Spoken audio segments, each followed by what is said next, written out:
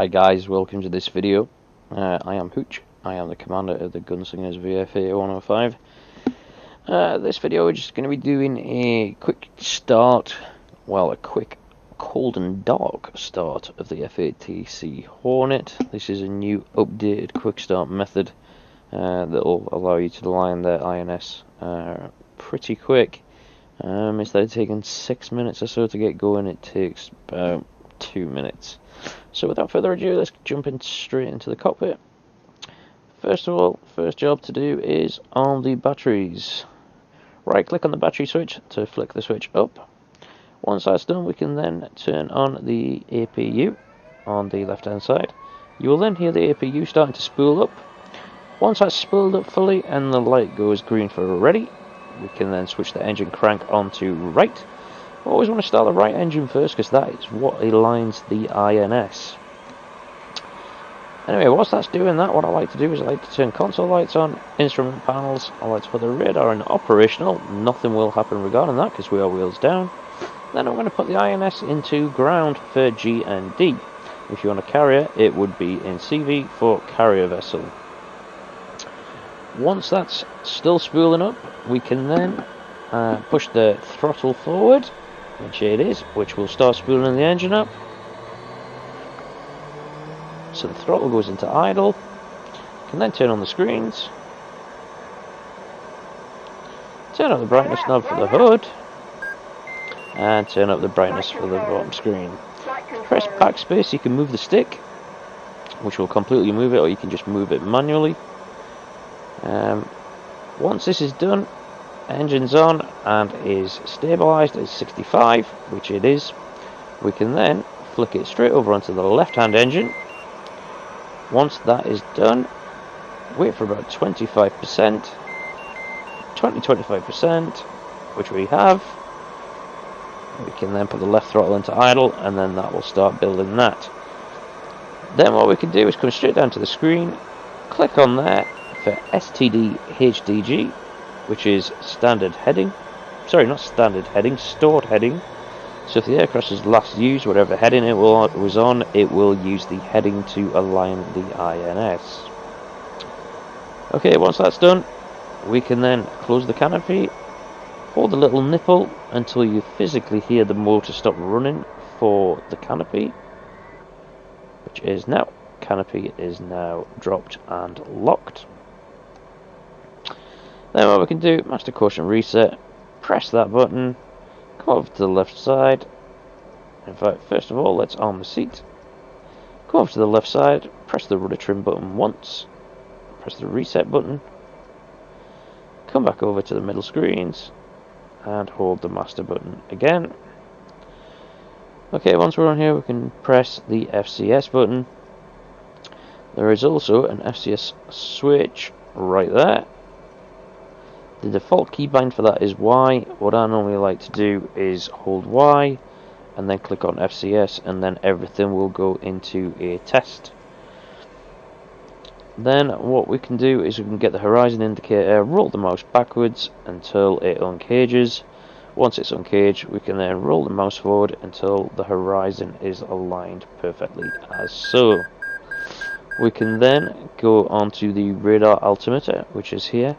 You can set the radar altimeter to whatever you desire. Once that you've got your desired level by the little triangle, is you push it and hold it. Once you get a green light, you're good to go. Now once you reach 200 feet, the radar altimeter will kick in saying warning, warning, and let you know that you're at a low level.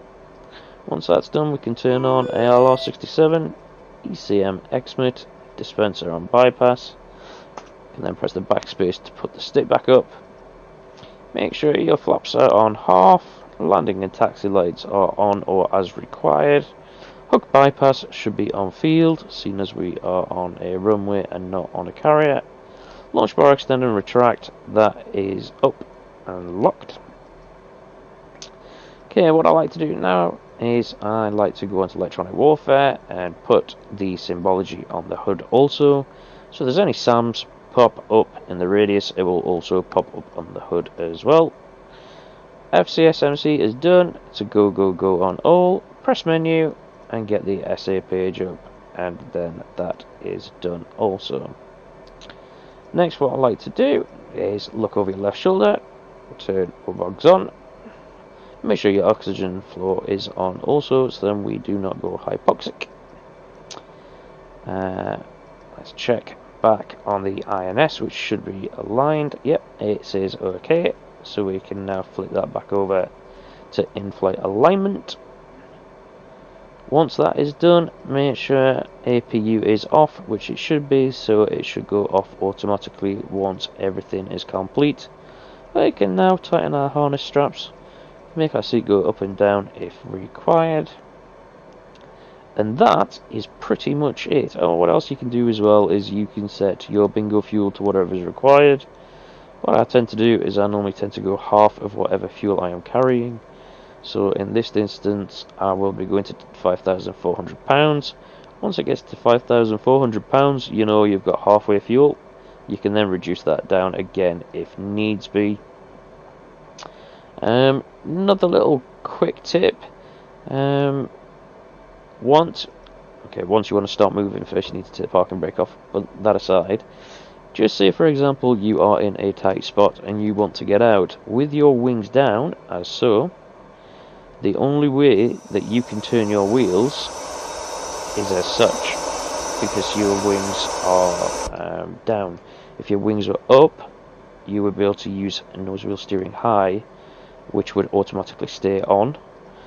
But in this instance, if you want to use the nose wheel steering high, you've got to hold the nose wheel steering button. There is a walk around for that. If you come down to where your wings are, roll the mouse wheel back to unlock your wings. You will get the warning on screen. Now if you press the nose wheel steering button, it will constantly stay in high even though your wings are down.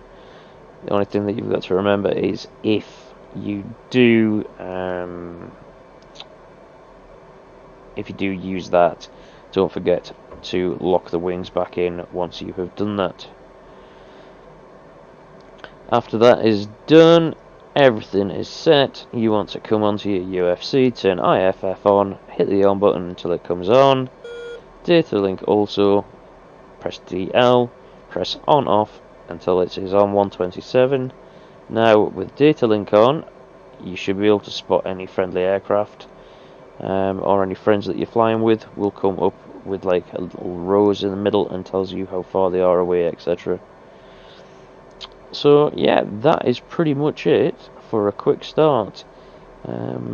If you did it the old way of just letting the INS line manually, it does take about 6 to 7 minutes.